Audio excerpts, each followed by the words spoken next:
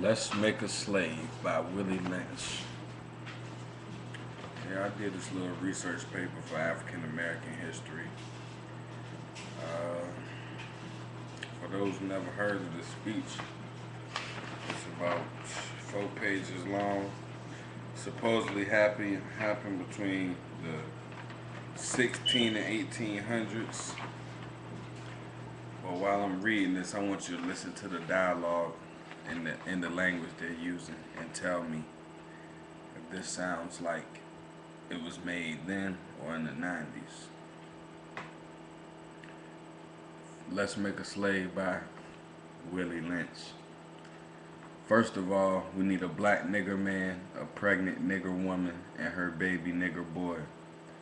Second, we will use the same basic principle that we use in breaking the horse, combined with some more sustaining factors.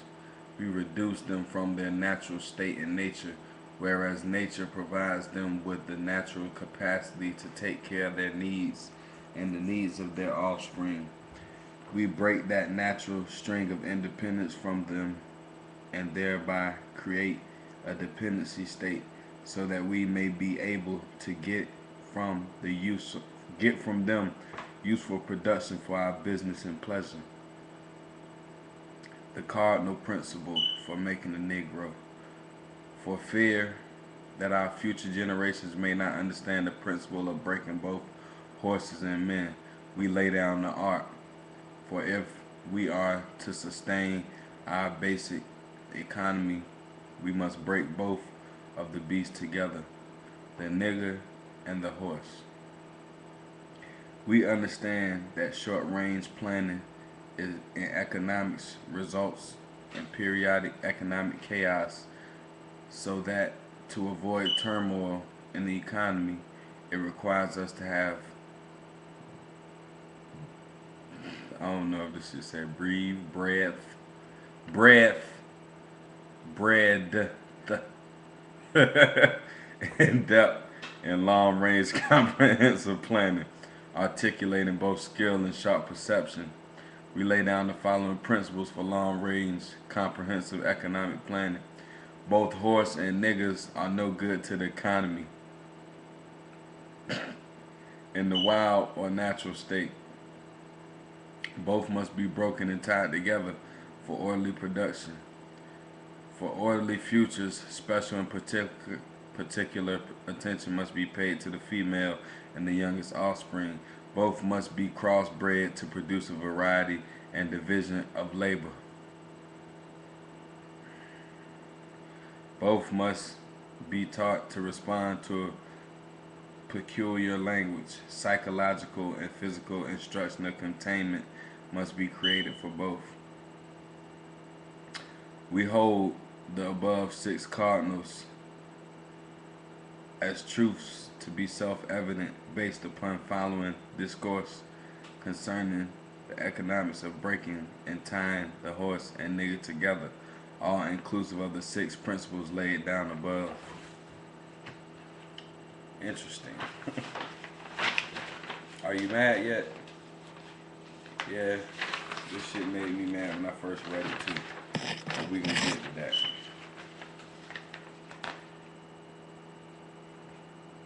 When it comes to breaking the uncivilized nigger, use the same process but vary the degree and step up the pressure so as to do a complete reversal of the mind. Take the meanest and most restless nigger, strip him up of his clothes in front of the remaining niggers, the female and the nigger infant. Tar and feather him. Tie each leg to a different horse, facing in opposite directions. Set him afire and beat both horses to pull them apart in front of the remaining niggers. The next step is to take a bullwhip and beat the remaining nigger male to the point of death in front of the female and the infant. Don't kill him, but put the fear of God in him, for he can be useful for future breeding. The breaking process of the African woman. Take the female and run a series of tests on her to see if she will submit to your desires willingly. Test her in every way because she is the most important factor for good economics. If she shows any signs of resistance and submitted completely to your will, do not hesitate to use the bullwhip on her to extract that last bit of bitch out of her. Take care not to kill her, for in doing so, you spoil good economics. When in complete submission, she will train her offspring in the early years to submit to labor when they become of age. Understanding is the best thing. I'm skipping over parts too, man, because this shit is way too long for me to be reading just to prove my fucking point.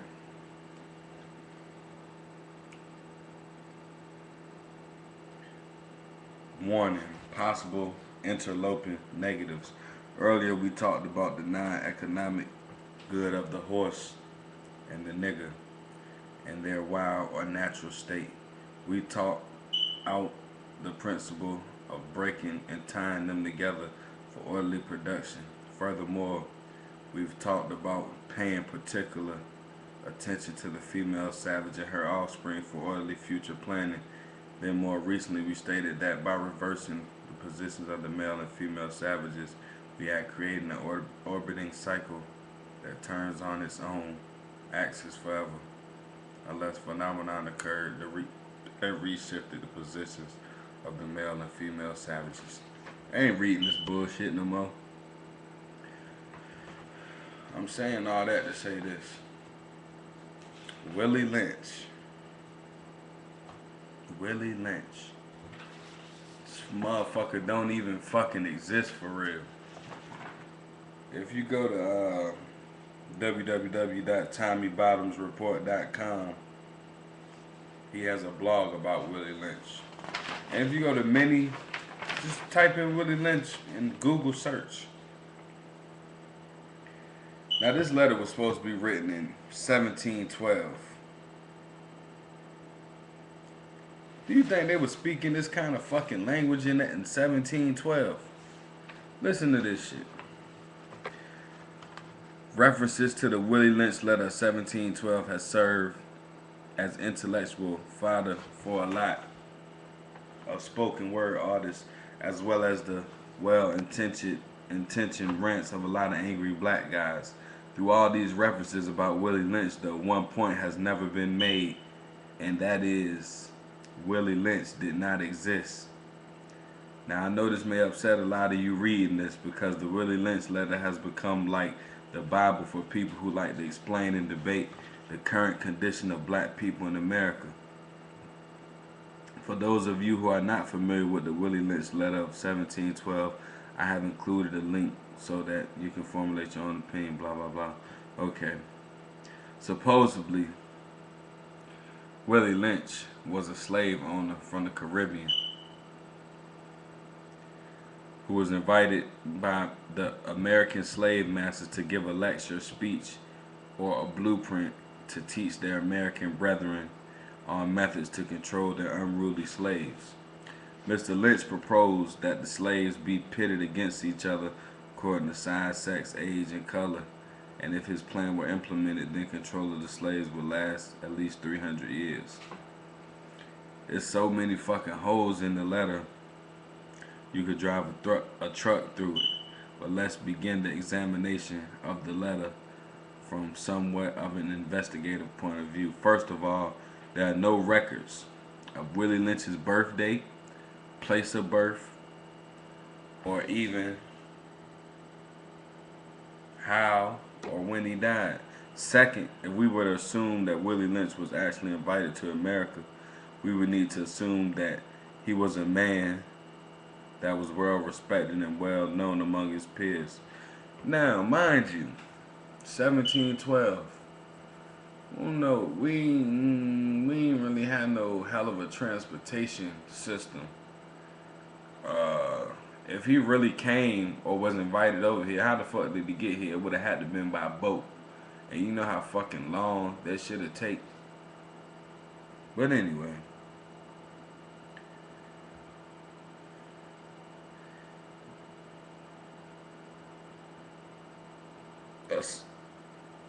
Like, so he's supposed to have been well respected and well known among his peers, a celebrity, if you will.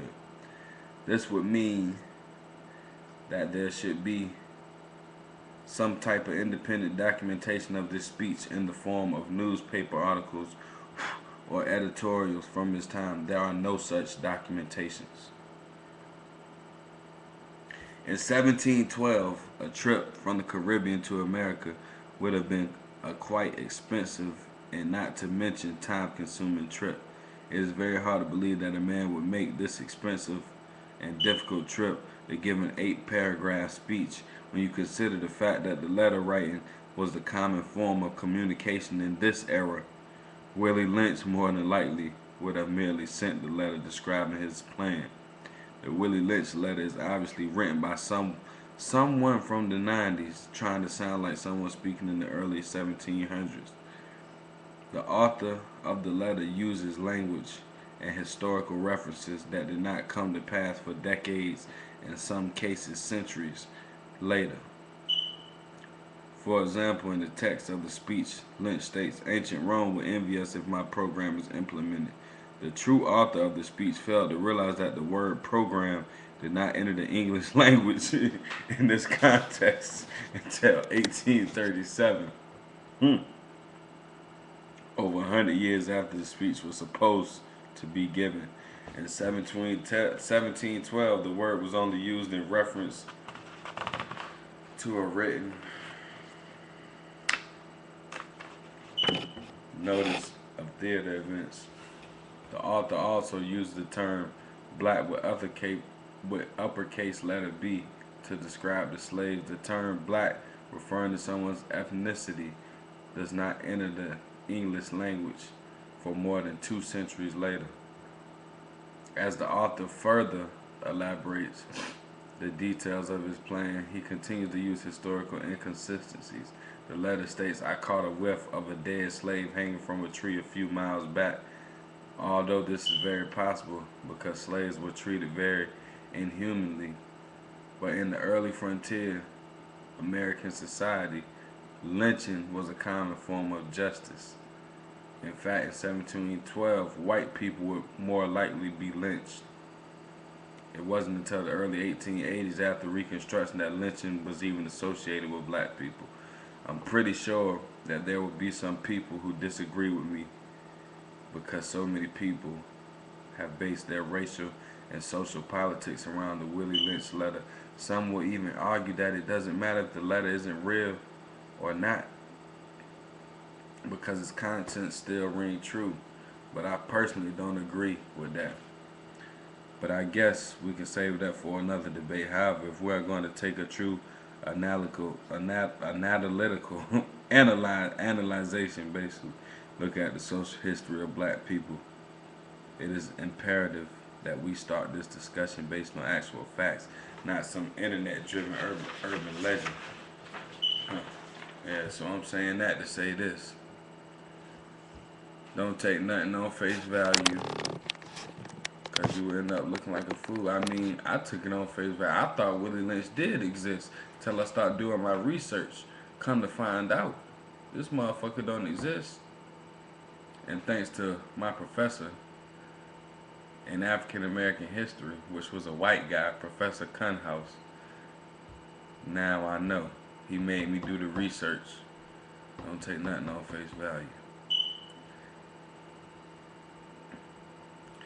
And anyways, yeah, we were black. We are black. But you know the thing that really irks my nerves when you get to talking about slavery? Colored. They always refer to us as colored. How are we colored?